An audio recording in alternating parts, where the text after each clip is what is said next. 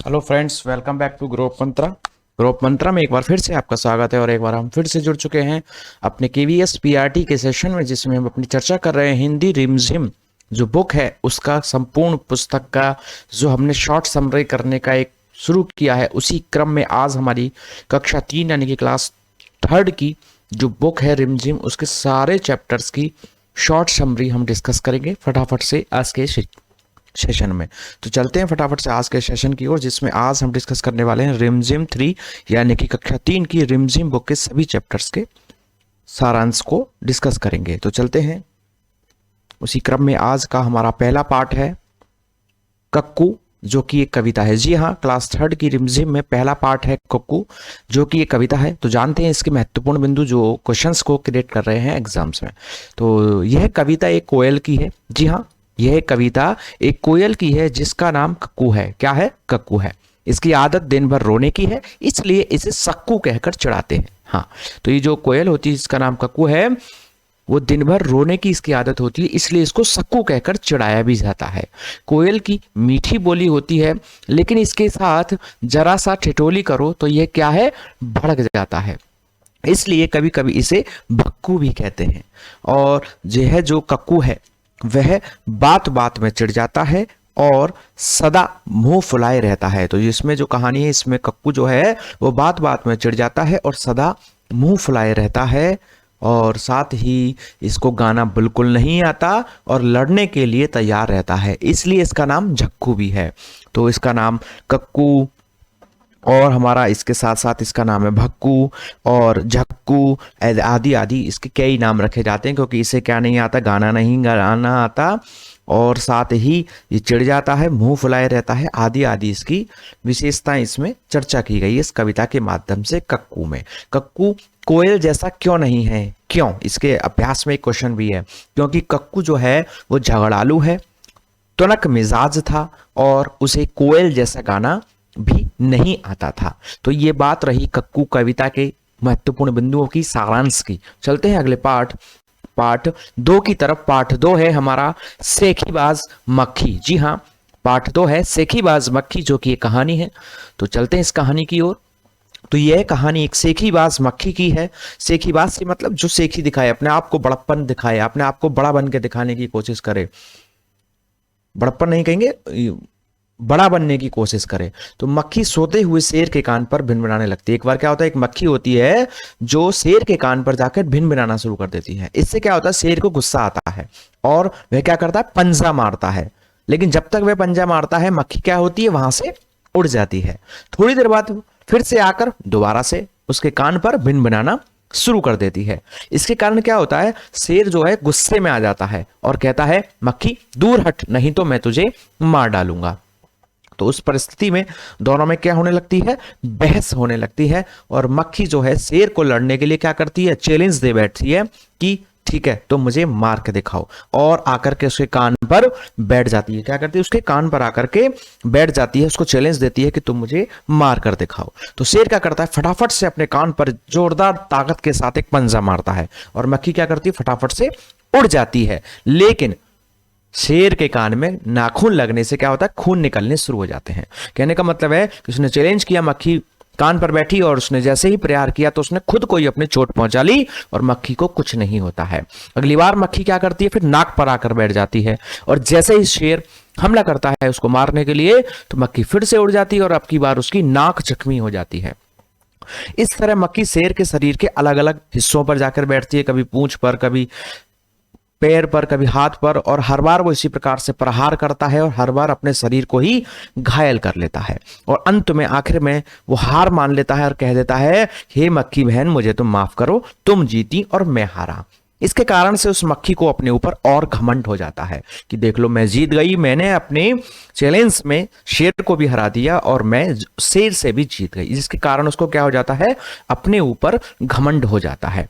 साथ ही फिर आगे जाती है वो, तो वह आगे उड़कर चली जा रही होती, इतने ही उसी बीच में रास्ते में उसे एक हाथी मिलता है। कौन मिलता है? एक हाथी मिलता है। तो उसने हाथी से कहती है वो कि मुझे प्रणाम करो, तुम्हें पता है मैंने शेर को हराया है।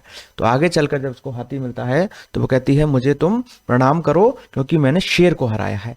तो हाथी ने सोचा अरे कौन इस पागल मक्खी से उलझे, खामे खा इससे अपना बहस करे, इससे बढ़िया है चलते बनो। और वो उसको इसी प्रकार से उसको इग्नोर करते हुए, थोड़ा बहुत उसको वो करते हुए कि हाँ जी ठीक है, तुमने हराया होगा, तुम बड़ी हो, ठीक है, कहते हुए आगे अपनी सूंड उठाकर चलता बनता है।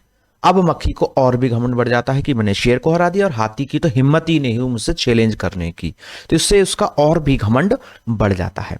वह आगे फिर चलती है तो उसे एक लोमड़ी मिलती है, और लोमड़ी से भी मक्खी यही कहती है कि तुम मुझे प्रणाम करो क्योंकि मैंने शेर को भी हराया है और हाथी को भी हराया है।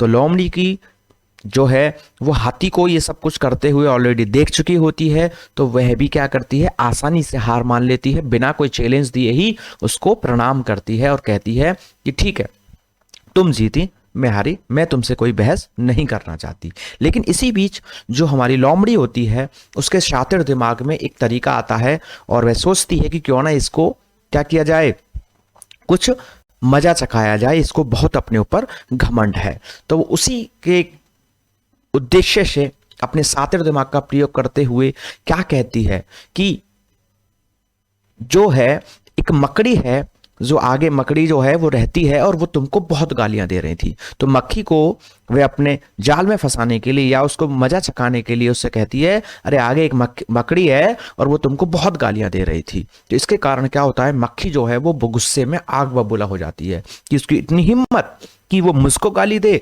मैंने शेर को हरा दिया, मैंने हाथी को हरा दिया, मैंने लोमड़ी को हरा दिया, तो एक छोटी सी मकड़ी की इतनी मजाल कि वो मुझे गाली दे। और वो गुस्से में उसको कहती है कि मैं अभी मकड़ी को क्या कर देती हूँ, खत्म कर देती हूँ। और वह चैलेंज को उस गुस्से के साथ वह जा करके क्या करती है, मकड़ी के जाले की तरफ जा करके एकदम से झपटती है।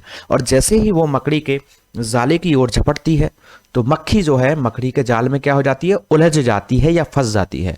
और वह जितना ज्यादा झटपटाती है, आपको पता है मकड़ी के जाले के जो वो होते हैं जहाँ पे आप उस पर हाथ डालते हैं तो वो आपके शरीर पर या हाथों पर चिपक जाता है। तो उसी प्रकार से मक्खी जितने भी हाथ पैर झटकती है, जितना ज्यादा बचने का प्रयास, निकलने का प्रयास करती है, वो उतनी ही उसमें और ज्यादा उलझती हुई चली जाती है।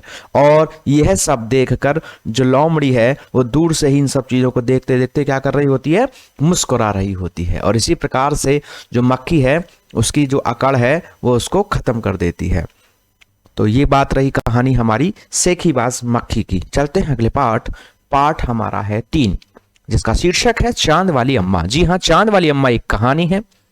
चलिए, तो चांद वाली अम्मा की एक कहानी में क्या है कि यह कहानी एक बूढ़ी अम्मा की है। किसकी है, एक बूढ़ी अम्मा की है। बूढ़ी अम्मा जो है वो अकेली रहती थी तथा घर का सारा काम वो अकेले ही खुद स्वयं ही करती थी। तो बाकी सब तो ठीक चल रहा था, लेकिन जब वह आंगन में झाड़ू लगाती थी, बूढ़ी अम्मा सारे काम खुद ही करती थी, लेकिन उनको एक समस्या बड़ी थी।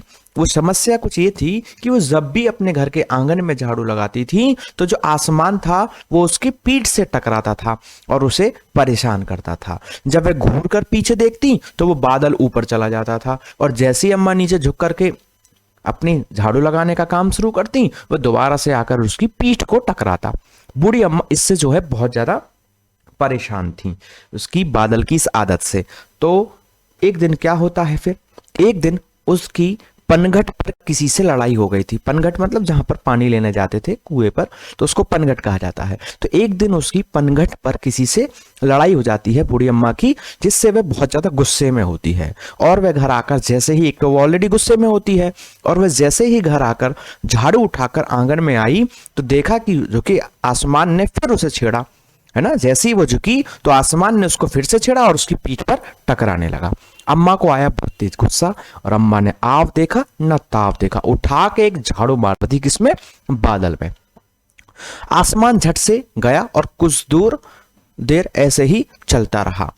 बार बार उसने झुका, जैसे ही वो झुकी उसने उसको टच किया बुढ़िया की कमर को और उसने झाड़ू मारी। इसी प्रकार से काफी देर तक यही सिलसिला चलता रहा।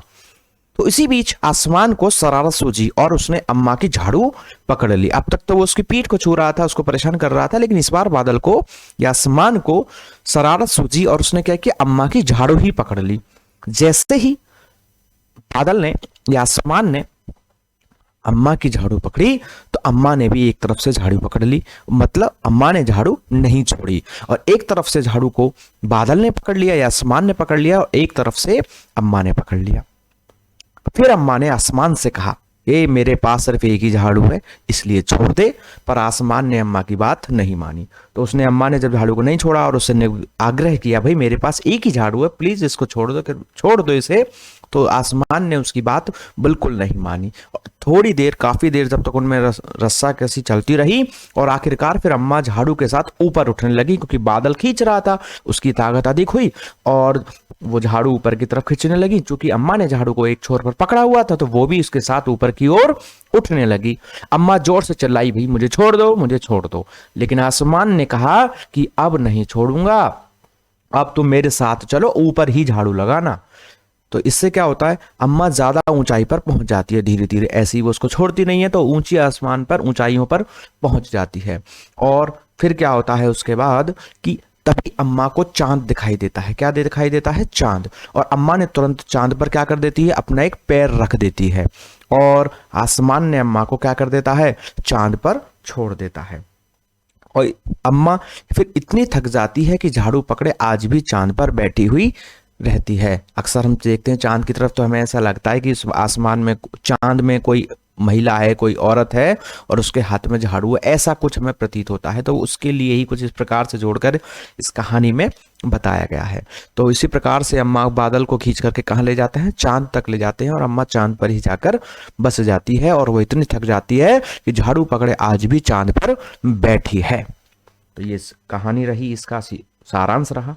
चलते हैं अगले पाठ 4 की तरफ, जिसका शीर्षक है मन करता है। जी हाँ, मन करता है, जो कि एक कविता है। यह कविता एक बच्चे की कल्पना पर आधारित है। बिल्कुल, इसमें बच्चे की इमेजिनेशन है, उसके बारे में इसमें चर्चा की गई है। तो कविता में बच्चा क्या क्या बहाना बनाना चाहता है और क्या करना चाहता है, इस सब का वर्णन इसमें किया गया है।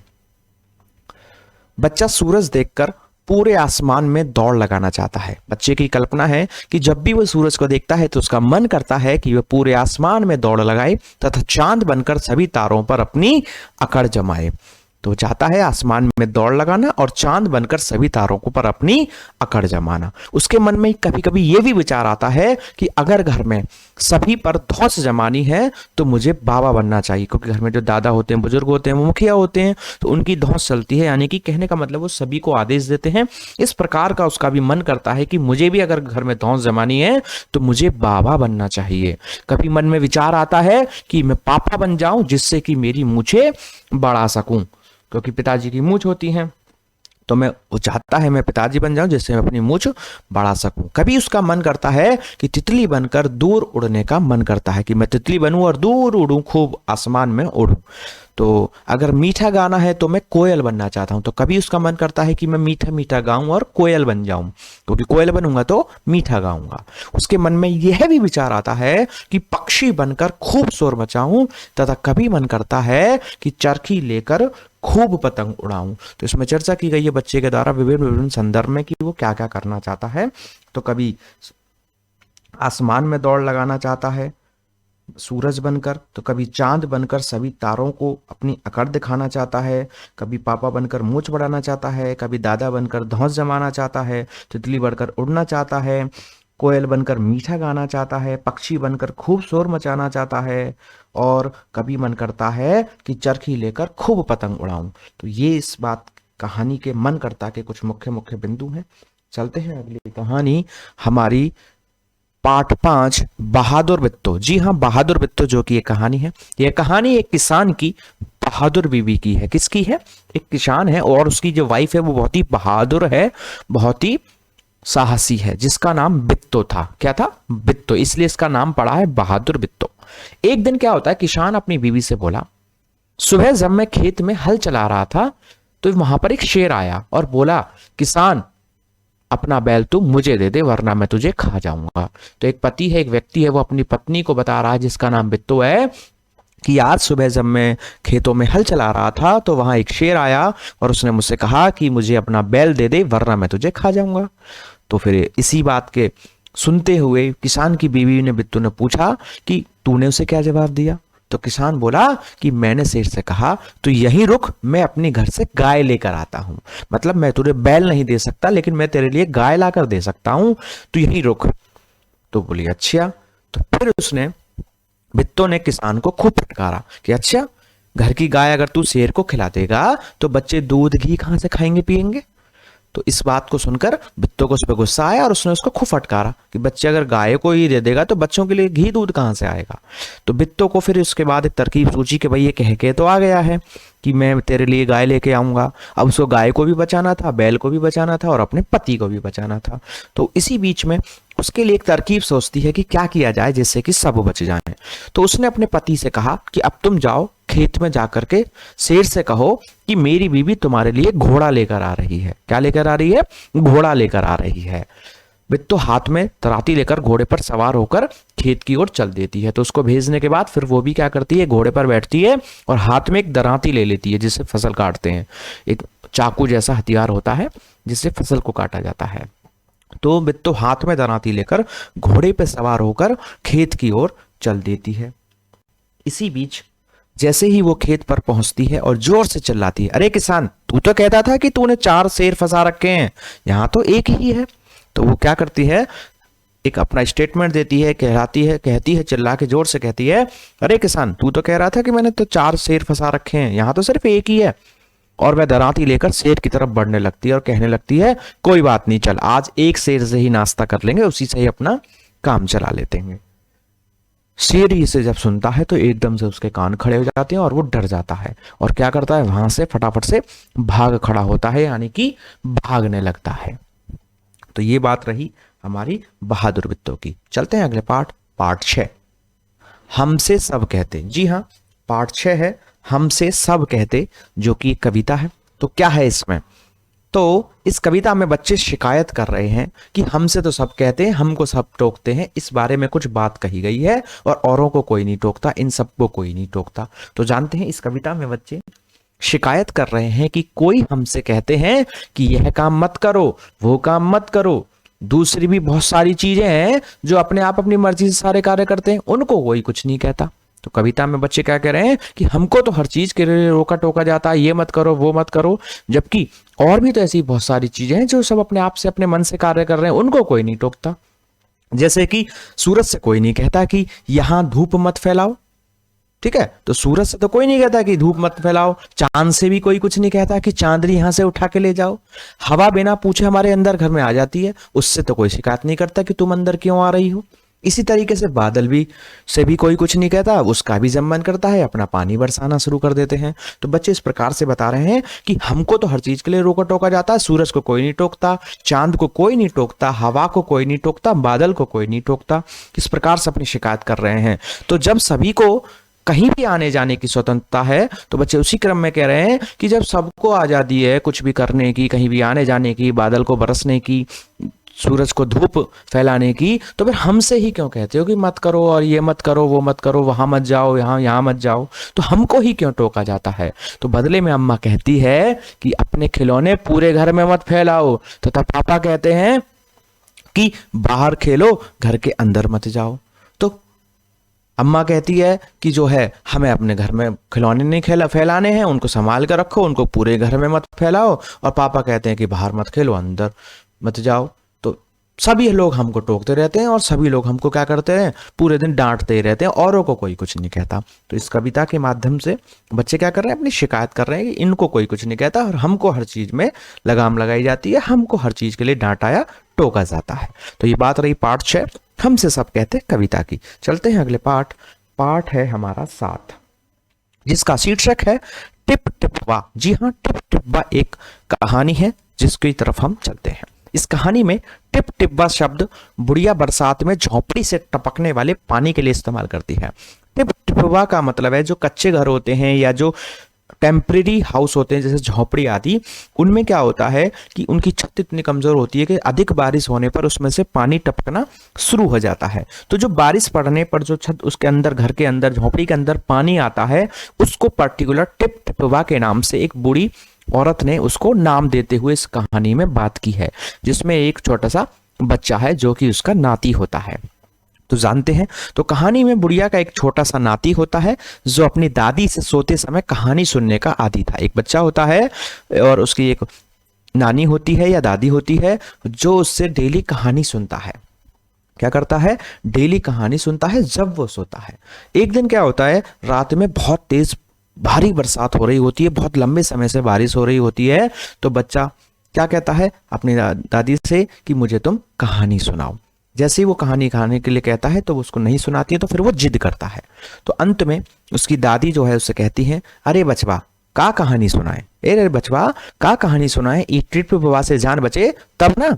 तो वो कहती है कि बेटा मैं तुम्हें क्या कहानी सुनाऊं, ये बारिश इतनी तेज हो रही है, पानी टप टप टप करके घर में भरा जा रहा है, पहले इससे तो बच जाएं, जब इससे जान बचे तभी तो तुम्हें कहानी सुनाऊं।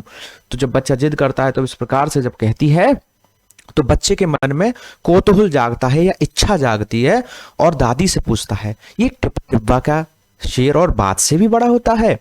तो उसको लगता है कि पता नहीं क्या चीज है टिप टिप्पा। तो उसके मन में इच्छा पैदा होती है उसको जानने की, और पूछता है कि ये दादी माँ ये जो टिप टिप्पा है ये क्या है, क्या ये शेर और बात से भी बड़ा होता है। तो दादी बोली, हाँ बेटा इसके सामने तो वो भी कुछ नहीं है। तो बुढ़िया क्या कहती है, उसकी दादी क्या कहती है, हाँ बेटा वास्तव में उसके आगे तो शेर और बाघ भी कुछ नहीं है। उसी बीच में बारिश से बचने के लिए उसी की झोपड़ी के बराबर में एक बाघ क्या होता है, छुपा हुआ होता है। तो झोपड़ी की जो बाहरी दीवार है या जो बाहरी स्थान है उसके नीचे साइड में छुपकर एक बाघ बैठा हुआ होता है, और वह उन सबकी दोनों की बातों को सुन रहा होता है। तो जैसे ही वो इस बुढ़िया की बात को सुनता है, जो दुबक कर बैठा हुआ है बाघ, तो उसने उस बुढ़िया को बात को जैसे सुना कि टिपटिपा ऐसी चीज है कि कैसी चीज है कि वो तो शेर और बाघ भी उसके आगे कुछ नहीं है, तो वो थोड़ा सा क्या हो जाता है, सहम जाता है। तो सोचता अरे ये कौन सी नई बला आ गई जो बाघ और शेर से भी ज्यादा ताकतवर है, और वह डर के मारे क्या करता है, वहां से भाग जाता है। क्या करता है, डर के मारे वहां से भाग जाता है। और उसी गांव में एक धोबी भी रहता है जिसका गधा सुबह से ही गायब था, तो वो तो वहां से चला जाता है। अब इसमें एक दूसरी बात और होती है कहानी में कि उसी गांव में एक धोबी होता है जिसका गधा सुबह से गायब होता है। तो धोबी की पत्नी ने सलाह दी कि जाओ पंडित जी से पूछो गधा किधर गया है। उसने काफी ढूंढा गधे को लेकिन वो मिलता नहीं है। तो एक होता है ना कि जो पंडित जी होते हैं कुछ प्रकार के लोग होते हैं, वो बता देते हैं कौन सा इंसान कहाँ है, खो गया है, तो वो कुछ सलाह सूद दे देते हैं कि इस तरह के जाओगे इस दिशा में वो इधर इधर मिल सकता है। तो उसी उसमें उसको सुझाव देती है कि जाओ पंडित जी से पूछ के आओ हमारा गधा किधर गया है। तो जब धोबी होता है वो पंडित के पास पहुंचता है, तो पंडित जी भी घर में भरे हुए पानी से परेशान थे बहुत ज्यादा, और वो क्या करते हैं, धोबी को डांट कर भगा देते हैं कि जाओ यहाँ से, एक तो वैसे ही यहाँ पे बारिश इतनी पड़ रही है, घर में पानी भरा हुआ, तुम और आ गए यहाँ पूछने। तो वो उसको क्या करता है, डांट करके भगा देता है। तालाब के किनारे ऊंची ऊंची घास में धोबी जो है फिर क्या करता है, जैसे जाता है तो तालाब के किनारे ऊंची ऊंची घास होती है, वो सोचता है क्या पता यहाँ पर वो घास खा रहा हो, और उसको वो ढूंढने लगता है।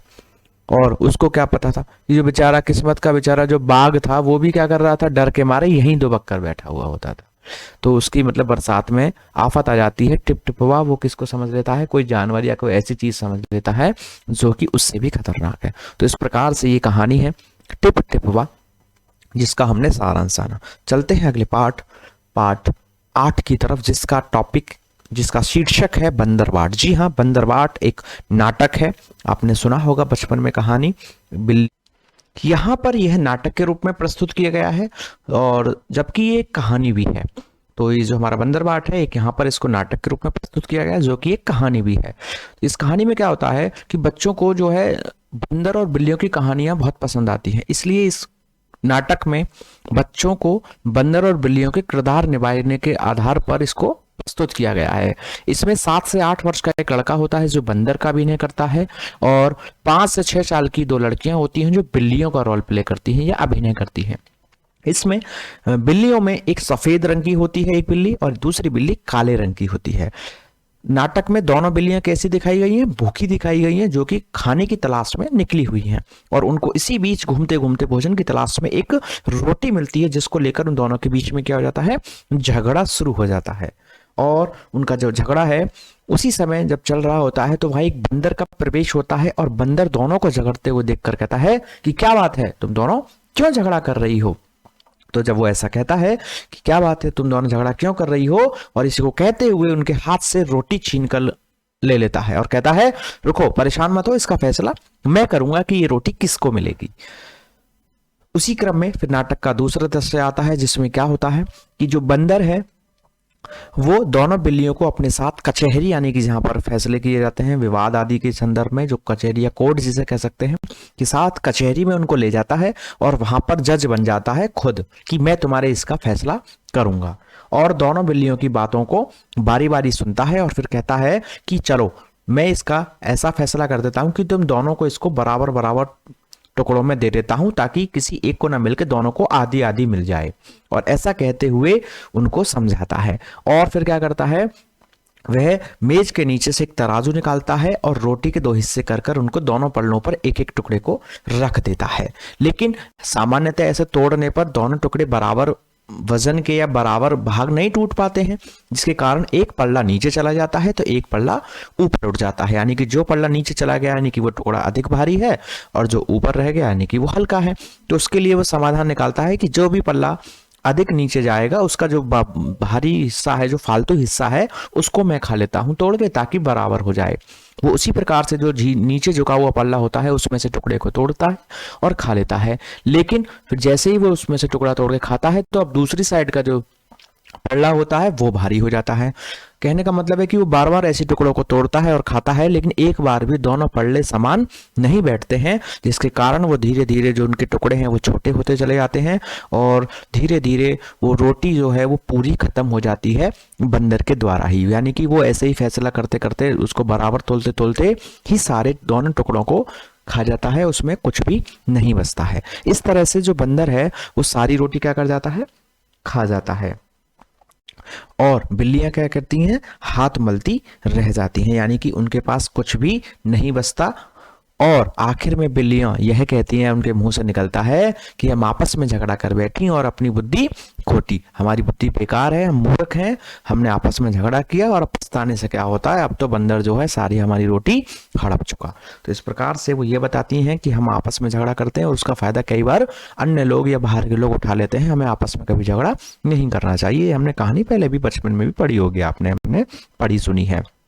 चलते हैं अपन अगले पाठ 9 की तरफ। पाठ 9 है जिसका शीर्षक है कब आऊं। जी हाँ, कब आऊं एक कहानी है, इसको जानते हैं। तो इस कहानी में जो बताया गया है वो इस प्रकार से कुछ चर्चा की गई है कि जो दूसरों को फंसाने की कोशिश करते हैं वे अक्सर स्वयं फंस जाते हैं। यानी कि जो दूसरों को अपनी चालाकी दिखाते हैं वो खुद उनके सामने वाले की चालाकी में फंस जाते हैं, या उनको भी, हम अगर अब चालाक हैं तो हमको भी या उस व्यक्ति को भी उससे भी चालाक अधिक व्यक्ति मिल जाते हैं जो उनको उनका लिए करारा जवाब दे देते हैं। तो उसी क्रम में उस कहानी की हम चर्चा करें तो कब आऊं कहानी में, तो इसमें जो चर्चा की गई है वो एक अवंती नाम के व्यक्ति की गई है, जिसने एक छोटी सी रंगाई की दुकान खोली है। जो कपड़ों पर रंग करते हैं, रंग चढ़ाते हैं, उसकी दुकान खोली है। किसने? अवंती ने। तो अवंती ने एक छोटी सी रंगाई की दुकान खोली और इस प्रकार से वो रंगाई का काम करता है कि गांव वालों के जो कपड़ों की रंगाई करता है, जिसके कारण उसका काम अच्छा चलने लगता है। लोग उसके काम को बहुत पसंद करते हैं और उसकी प्रशंसा भी बहुत करते हैं। तो अवंती की दुकान अच्छे से चल पड़ती है, सब लोग उसकी तारीफ करते हैं और वो काम भी बहुत अच्छे से करता है। इसी बीच में उसकी जो प्रशंसा होती है वो इस कदर होती है कि उसकी प्रशंसा एक सेठ के पास तक पहुंचती है। यानी कि एक सेठ को भी उसकी चर्चा सुनने को मिलती है कि अवंती नाम का एक व्यक्ति है, वो बहुत अच्छी रंगाई करता है, जिसके कारण उस सेठ को उससे क्या होने लगती है, ईर्ष्या होने लगती है या जलन होने लगती है। और वह निश्चय करता है कि मैं उसके पास जाऊंगा और वह जाता है। तो एक दिन क्या करता है, सेठ अवंती की दुकान पर जाता है और कहता है ये लो कपड़ा और इसको रंग दो, इस पे कलर चढ़ा दो। तो बदले में जो अवंती है वो सेठ से पूछता है कि बताइए सेठ जी, इस पे कौन सा रंग रंगना है, यानी कि इसको कौन से रंग में रंगूं, इस पे कौन सा रंग चढ़ाना है। तो सेठ जी उसके सवाल का उत्तर देता है और कहता है कि देखो, मेरी कोई रंग के बारे में कोई खास पसंद तो है नहीं, मुझे रंगों की कोई ना ज्यादा पकड़ और ना ही मुझे कोई बहुत ज्यादा पसंद है। लेकिन हाँ, मैं इतना तुमसे जरूर कह सकता हूं कि मुझे जो है वो हरा, पीला, सफेद, लाल, नारंगी, नीला, आसमानी, काला और बैगनी रंग है वो बिल्कुल अच्छे नहीं लगते। कहने का मतलब वो कहता है कि मुझे रंगों की कोई खास पहचान नहीं है, ना ही मुझे कोई ज्यादा इसकी पकड़ है, ना ही मुझे कोई ज्यादा पसंद है। लेकिन हाँ, इतना मैं कह सकता हूं कि मुझे ये वाले रंग बिल्कुल भी अच्छे नहीं लगते। तो सामान्यतः प्रकृति में देखा जाए तो हरा, पीला, सफेद, लाल, नारंगी, नीला, आसमानी, काला और बैगनी यही मुख्य कलर है। इसके अलावा कोई कलर ही नहीं होते, बस ये डार्क हो सकते हैं या लाइट हो सकते हैं। तो कहने का मतलब वो अपने इसमें उसको इस प्रकार से फंसाने का प्रयास करता है कि मेरे को ये सारे रंग पसंद नहीं है, इसके अलावा किसी और रंग को रंग देना जो भी तुम्हें अच्छा लगे। अब इस बात को सुनकर अवंती समझ गया कि सेठ जी जो है वो चालाक व्यक्ति है और मुझे फंसाना चाहते हैं, वो मुझे फंसाने के लिए आए हैं।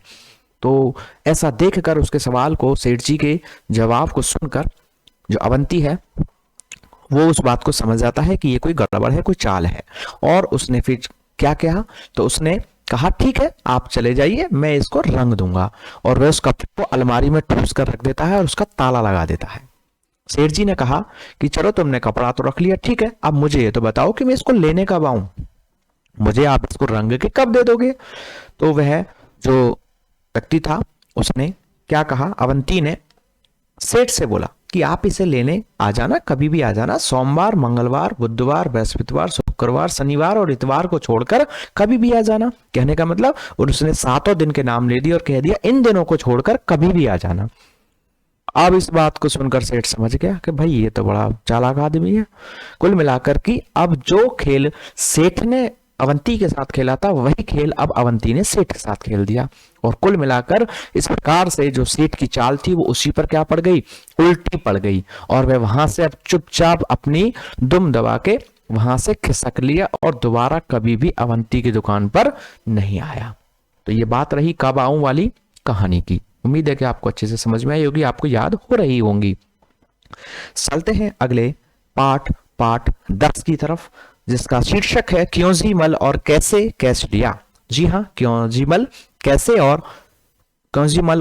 कैश लिया, जो कि कहानी है। जानते हैं इस कहानी के बारे में। तो इस कहानी में कुछ ऐसे लोगों के बारे में चर्चा की गई है, बताया गया है कि जो हर बात में क्यों और कैसे सवाल करते हैं। आप कहीं भी रहते हैं, आपके आसपास कुछ लोग ऐसे मिल जाएंगे जो हमेशा हर किसी के फ्री रहते हैं, हमेशा निठल्ले हैं, खाली हैं और हर किसी को टोकते रहते हैं और उनसे ऐसे ऐसे सवाल पूछते हैं बेफालतू के, यानी कि उनका कोई औचित्य नहीं है या बेफालतू में लोगों का समय नष्ट करते हैं। तो कुछ इसी प्रकार के इसमें व्यक्ति के बारे में चर्चा की गई है। तो इसी तरह के 2 दोस्त थे जो एक दिन एक गुरुजी के रास्ते में जा रहे थे, उनको टोक देते हैं, उनको रोक लेते हैं या उनसे टकरा जाते हैं।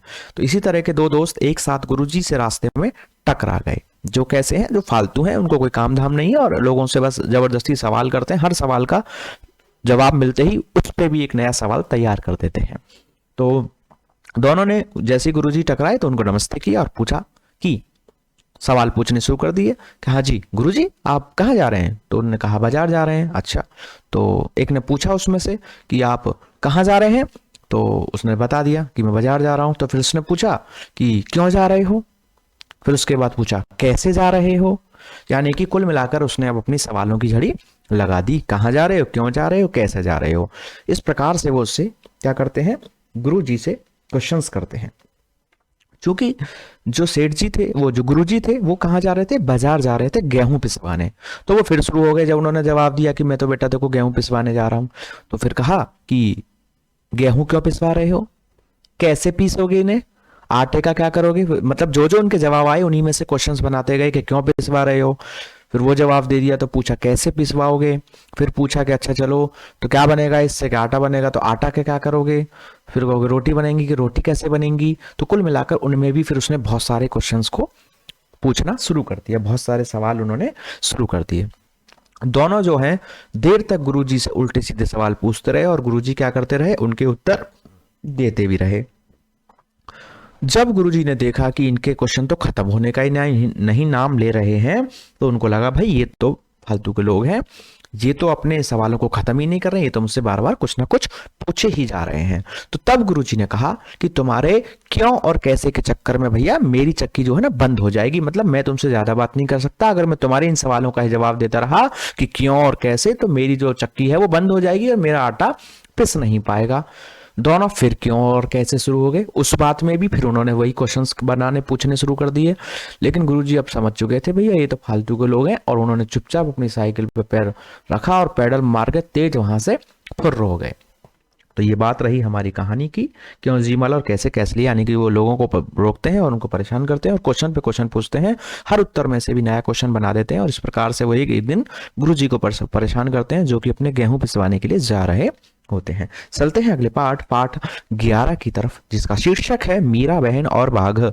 जी हाँ, मीरा बहन और बाघ की कहानी है जिसमें चर्चा की गई है मीरा बहन और बाघ से संबंधित। तो चलते हैं इस कहानी की ओर। तो कहानी मीरा बहन के ऊपर आधारित है इसमें, जिसमें मीरा बहन का जन्म जो है, अगर हम बात करें, थोड़ी सी एक वैसी कहानी है, किसी व्यक्तित्व पर संबंधी कहानी है ये। तो इसमें मीरा बहन का जो जन्म है वो इंग्लैंड में हुआ था। वह गांधी जी के विचारों से प्रभावित थी, यानी कि एक वास्तविक कहानी है ये। तो मीरा बहन का जो जन्म था वो इंग्लैंड में हुआ था। वह गांधी जी के विचारों से बहुत ज्यादा प्रभावित थी, यानी कि अहिंसा की पुजारी थी, सत्य ईमानदारी आदि उनमें भाव थे। इसलिए वे अपने माता पिता को छोड़कर भारत आ गई थी।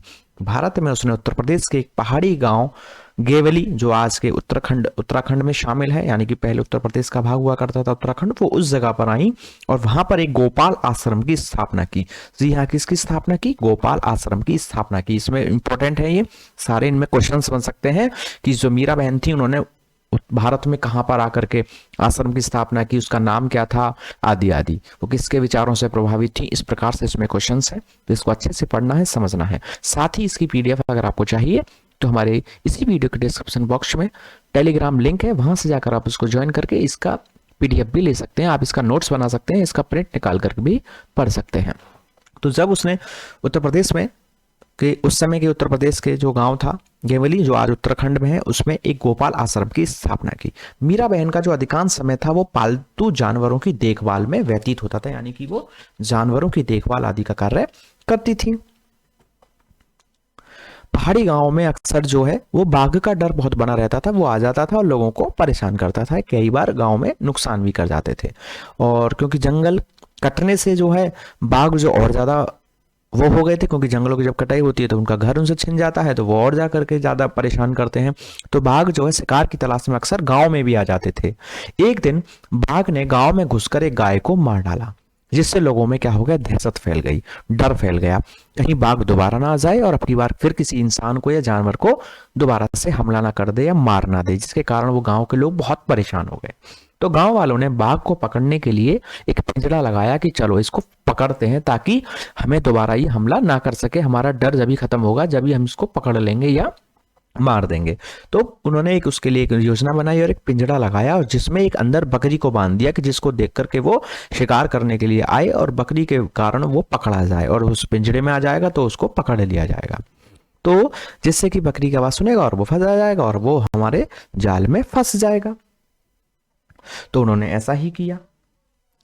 पिंजरा मीरा बहन के आश्रम से जो है ज्यादा दूर नहीं था, पास में ही था।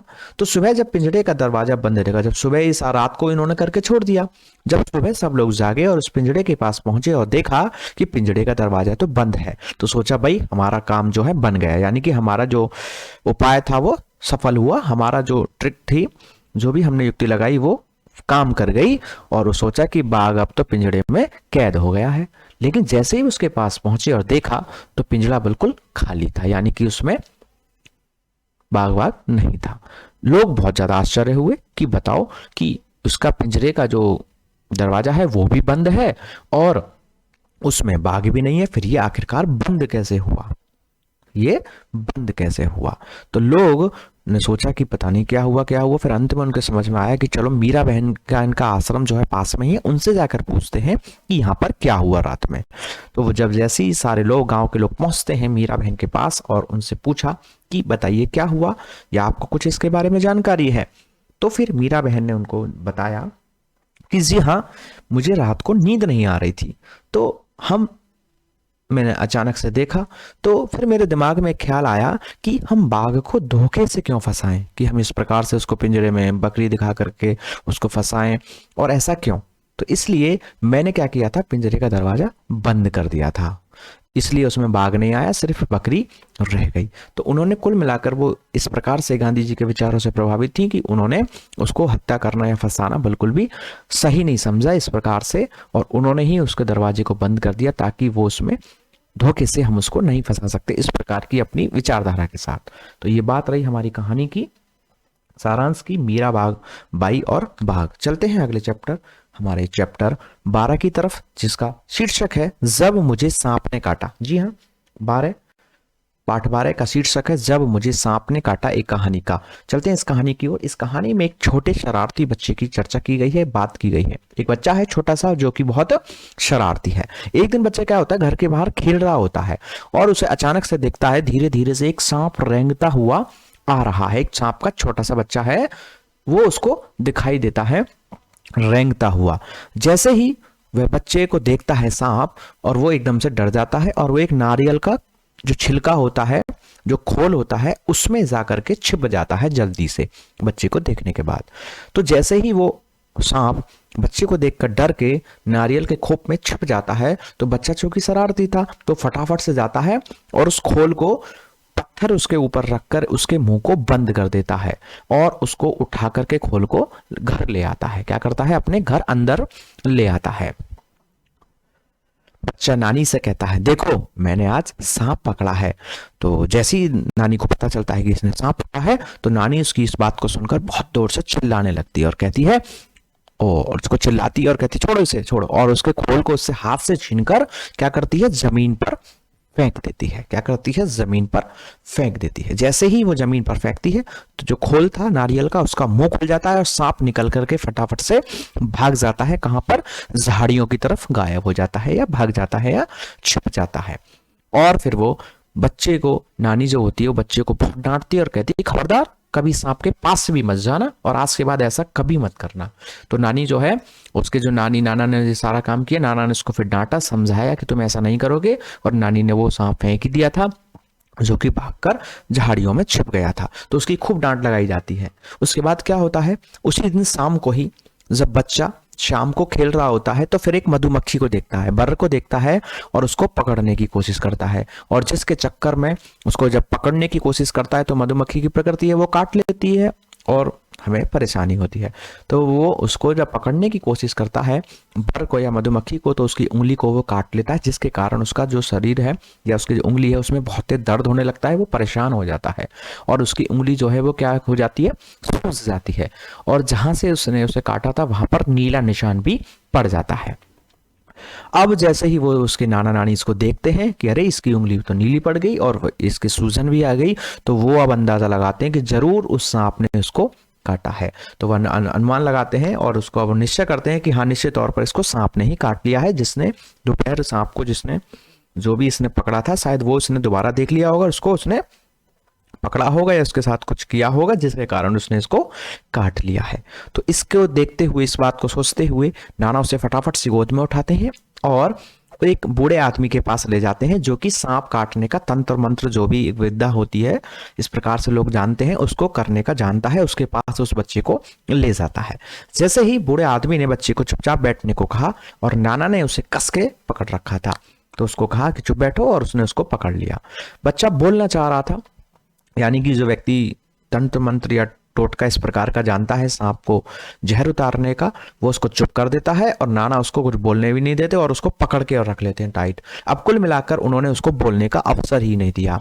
बच्चा बार बार बोलना चाह रहा था कि उसे सांप ने नहीं काटा है, उससे मधुमक्खी या बर ने काटा है, लेकिन उसको कोई बोलने ही नहीं देता था। उससे पहले वो कुछ बोलना चाहे उससे और पहले वो उसको डांट करके क्या कर देते थे, चुप कर देते थे, और इस प्रकार से वो अपनी बात नहीं बता पाता है। तो ये बात रही हमारी कहानी, जब मुझे सांप ने काटा। एक्चुअल में उसे सांप ने नहीं काटा था, उसे बर या मधुमक्खी ने काटा था, जिसको वो बताने का भी अवसर नहीं देते हैं और उसके ऊपर कौन सा विद्या अपनाते हैं, सांप का जहर उतारने वाली विद्या या उपचार करते हैं उसका।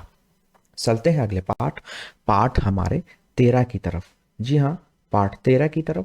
तो पाठ 13 का शीर्षक है मिर्च का मजा। जी हाँ, मिर्च का मजा एक कविता है, जानते हैं। तो मिर्च का मजा कैसे मिला इसमें जानते हैं। तो इस कविता में कवि ने एक काबुली वाले जो भाषा की विविधता के कारण मुसीबत में फंस जाता है के बारे में चर्चा किया है। एक व्यक्ति है जो बाहर से आया है, उसकी भाषा जो है उन लोगों के समान नहीं है, यानी कि उस भाषा को वो नहीं समझता है जहां पर वो जाता है, और उसके कारण वो एक मुसीबत में फंस जाता है, जिसके बारे में इसमें कविता में चर्चा की गई है।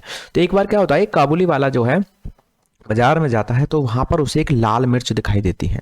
लाल मिर्च दिखाई देती है तो उसको देखकर उसके मुंह में पानी आ जाता है, यानी कि वो नहीं जानता है कि ये मिर्च है और इसका टेस्ट कैसा होता है। उसको देख करके ऐसा लगता है कि ये तो कोई मौसमी फल है, यानी कि किसी भी सीजन में पैदा होने वाला कोई फल है, जैसे आम होता है, संतरा होता है, अंगूर होता है, ऐसे ही ये कोई फल है और उसको देख करके उसके मुंह में पानी आ जाता है और लगता है कि ये तो जरूर मीठा होगा, इसका क्योंकि इसका रंग कैसा है, लाल है। तो लाल लाल है यानी कि ये कोई मीठा फल है, इसको मुझे खाना चाहिए। और वो इसके बारे में पूछता भी है, अपनी टूटी फूटी भाषा में पूछने की कोशिश भी करता है कि क्या इसे खाते हैं। तो जो एक बुढ़िया उसको बेच रही होती है वो कहती है कि हाँ इसे तो सब खाते हैं। तो खाते तो सभी हैं मिर्च को, लेकिन इस प्रकार से नहीं खाते कि उसको साबुत खाते हैं, उसको थोड़ा बहुत अपने भोजन में मिलाया जाता है। तो बुढ़िया कह देती है हाँ जी बिल्कुल, इसको तो खाते हैं, सब खाते हैं।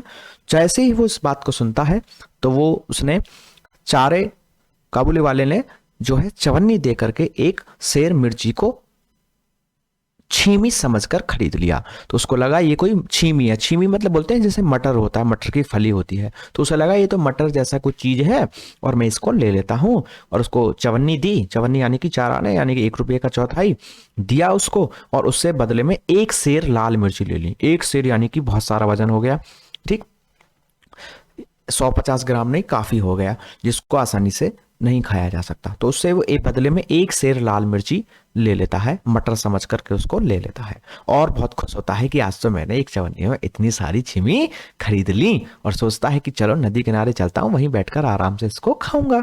तो उसको लेकर के नदी किनारे बैठ चला जाता है और वहाँ बैठ करके आराम से खाने की योजना बनाता है। और वो जाता है, ऐसा ही करता है, और नदी किनारे बैठकर वह उन मिर्चों को चबाने लगता है।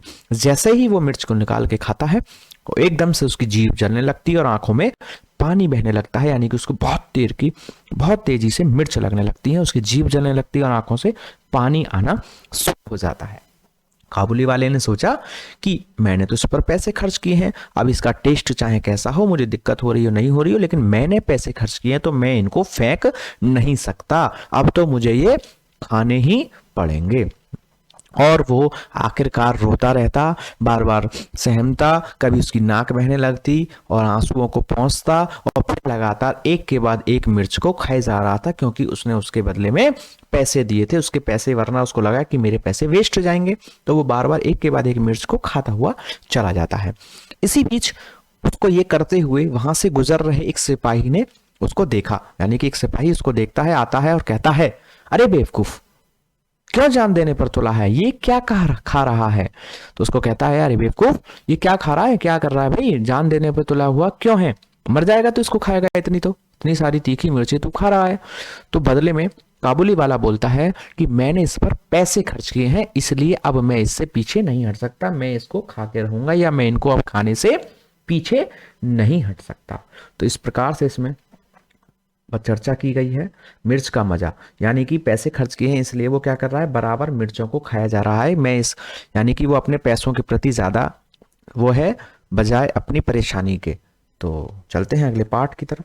अगला पार्ट है हमारी कक्षा 3 की रिमझिम की किताब का अंतिम पार्ट है सबसे अच्छा पेड़, जो कि एक कहानी है। चलते हैं अपने आज के इस सेशन के अंतिम चैप्टर की तरफ, सबसे अच्छा पेड़, जो कि कहानी है। तो ये कहानी जो है वो 3 भाइयों की है। सबसे अच्छा पेड़ जो ये कहानी है, ये 3 भाइयों की कहानी है, जो अपने रहने के लिए 3 अलग अलग पेड़ों के नीचे क्या करते हैं, झोंपड़ी बना लेते हैं। कैसे बनाते हैं, उसका निष्कर्ष क्या है कि पेड़ों के अच्छाई के आधार पर जो उनको पेड़ अच्छे लगते हैं। तो एक दिन क्या होता है, तीनों भाई एक अपने नए घर की तलाश में निकल पड़ते हैं कि हम अपना एक नया घर बनाएंगे, और निकलते हैं। उसी बीच में जब वो निकलते हैं तो रास्ते में एक आम का पेड़ आता है। तीनों भाई उसकी छाया में नीचे बैठ जाते हैं और आराम करते हैं। इसी बीच उनको भूख लगती है, तो वो पेड़ से आम तोड़ लेते हैं, यानी कि वो एक पेड़ के नीचे बैठे थे जिसमें से उसको छाया मिली, आराम मिला, उसके बाद उनको भूख लगी तो उन्होंने पेड़ से आम तोड़े और खा लिए। तो उसमें से जो सबसे बड़ा भाई था उसे लगा, यार ये तो बहुत अच्छा पेड़ है, ये तो बहुत अच्छी जगह है, यहाँ छाया भी है, आराम भी है, और भूख लगे तो भोजन भी है। तो वहीं पर वो क्या करता है, अपनी झोंपड़ी बनाने का निश्चय करता है और वहीं पर झोंपड़ी बना लेता है।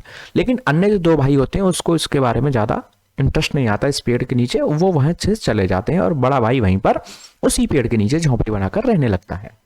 जैसे ही वो आगे चलते हैं तो बाकी के 2 भाई और जब आगे बढ़ते हैं तो उन्हें रास्ते में फिर मिलता है कुछ केले के पेड़ मिलते हैं। केला जो होता है हमारा फल, उसके वो मिलते हैं। तभी अचानक से क्या होता है, बारिश होने लगती है। तो दोनों भाइयों ने सोचा कि चलो केले के पत्ते तोड़ लेते हैं जिससे कि हम बारिश से बच सकें, क्योंकि इसके पत्ते बड़े बड़े होते हैं, छाते जैसे लगते हैं, और वो उसके कारण बारिश में भीगने से बच जाते हैं। और जब बाद में बारिश रुक जाती है या बहुत समय तक बैठे रहते हैं तो उनको भूख लगती है, तो वो क्या करते हैं, वहीं उस पेड़ पे से केले तोड़ लेते हैं और उनको खा लेते हैं और अपना पेट भर लेते हैं। तो ऐसा फिर उसके बाद उसमें से जो दूसरा भाई था उसको लगा यार ये तो पेड़ बहुत बढ़िया है, उसको बहुत पसंद आया और वो सोचता ये बढ़िया, छाया भी होगी, बारिश से भी बचा दिया इसने, और मुझे भूख लगी तो पेट भी भर गया, तो ये तो बहुत अच्छा पेड़ है। तो उसने अपना वहीं पर झोंपड़ी बनाने का मन बनाया और वो भी वहां पर झोंपड़ी बनाकर रहने लगा। लेकिन जो तीसरा भाई था उसको वो भी पेड़ ज्यादा अच्छा नहीं लगा या ज्यादा पसंद नहीं आया, और वह क्या करता है, वो आगे चला जाता है। जैसे ही वो आगे चलता है तो उसे एक नारियल का पेड़ मिलता है। क्या मिलता है, नारियल का पेड़ मिलता है। तो उसकी छाया तो नहीं होती है लेकिन वो फिर भी उसके नीचे बैठ जाता है। थोड़े समय उसको की धूप मिलती है, उसको छाया है नहीं, तो उसको एकदम से प्यास लगने लगती है और सोचता है कहीं पानी मिल जाता तो मजा आ जाता। तो अचानक से तभी उसके ऊपर एक नारियल आकर के गिरता है, ऊपर से नीचे आके एक नारियल गिरता है और उसको देखता है, इसको खोलता है तो उसमें से क्या निकलता है, पानी। तो वह उससे पानी को पी करके अपनी प्यास बुझा लेता है। वहीं उसकी जो है उसको फोड़ करके उसमें से जो नारियल है, जो भी गोला की करी होती है, उसको निकाल के उसमें से खा लेता है। तो तीसरे को जो है इस प्रकार से नारियल का पेड़ बहुत पसंद आता है कि इसमें तो पानी भी मिल जाता है और तो खाने को भी मिल जाता है, आदि आदि। और उसने भी क्या किया, अपना घर जो है अब फाइनली किसके नीचे बना लिया, नारियल के पेड़ के नीचे बना लिया। तो इस प्रकार से तीन भाइयों की कहानी, जिसको जिस पौधे में पेड़ में जो खूबियां लगी उसी प्रकार से उन्होंने अपने अपने घर बनाए। लेकिन पेपर में इस प्रकार से पूछा जा सकता है कि पहले भाई ने किसके नीचे अपनी झोपड़ी बनाई, दूसरे भाई ने किसके नीचे, और तीसरे भाई ने किस पेड़ के नीचे अपनी झोपड़ी बनाई। तो साथियों इसी के साथ आज की हमने अपनी सेशन में डिस्कस किया, इस क्लास में डिस्कस किया हमारी कक्षा 3 की रिमझिम के सभी पाठों की शॉर्ट समरी डिस्कस की। उम्मीद है कि आपको अच्छे से समझ में आया होगा। तो इसी के साथ आज की हमारी क्लास यहीं समाप्त होती है। मिलते हैं आपसे अपनी अगली क्लास रिमझिम क्लास 4 की सभी पाठ्य पुस्तक के सभी चैप्टर्स की शॉर्ट समरी के साथ। जब तक के लिए आप इसी प्रकार बने रहें, पढ़ते रहें, सीखते रहें। अगर आपको आज की क्लास अच्छी लगी तो प्लीज वीडियो को लाइक करें एंड शेयर करें। अगर आप चैनल पर नए हैं तो प्लीज चैनल को सब्सक्राइब करें। मिलते हैं अपने नए सेशन में, जब तक के लिए आप okay bye, thank you, thanks for watching. Don't forget to like and share the video, please subscribe the channel.